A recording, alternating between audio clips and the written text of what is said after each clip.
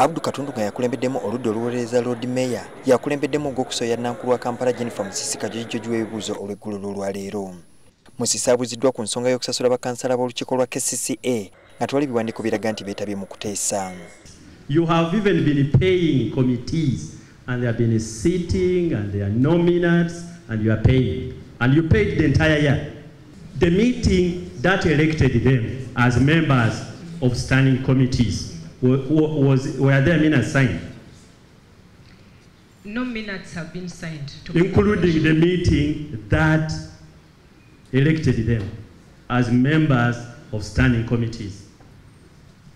The minutes have been... Just answer, please. True. Please. Yeah? True. True. And you've been paying them, you have certain meetings with them without signing minutes. I have, because I have to pay them according to the direction given to me by my minister under Section 77 of the Act. I know it will eventually catch up with you, and it has. It has. Just relax. This issue about minutes, you are using it conveniently. When it suits you, you recognize these people, you facilitate their meetings, there are no minutes signed, there are no instruments, the business has been concluded. You proceed as usual. When it doesn't suit you, the minutes are not signed. Wabula wadde Musisi agezezzaako okwanukula ebibuuzo ekiseera ekimu alabise ng'ebintu si byangu era nga bakira emimira giweweeza na tuzzi. Ono era abuuziddwa lwaki ne gyebuli eno akyakalamidde ku ky'okugaana okusasula amyuka Lord Mayor omusaala gwe ate nga yalondebwa olukiiko lwa council. Was there an authority meeting to elect the deputy Lord Mayor? There were two. There were two. No. Okay, there were two. Yes. Eventually, was there a deputy Lord Mayor appointed and approved by the authority? There are draft minutes to that effect. So they are not signed? No. That's why you are not paying? I need a communication to the effect that he has been appointed in order... A communication from who?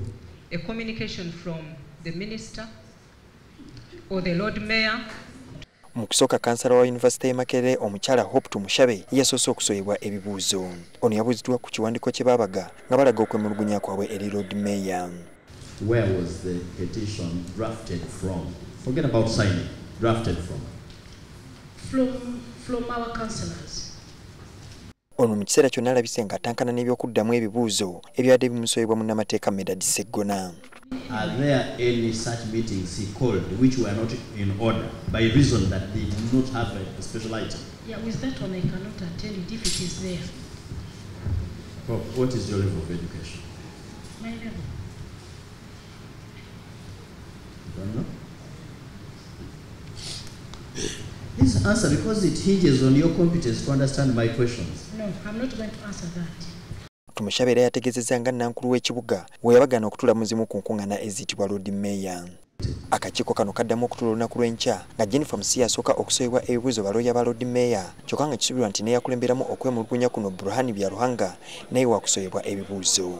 Julius Senkandwa, NTV.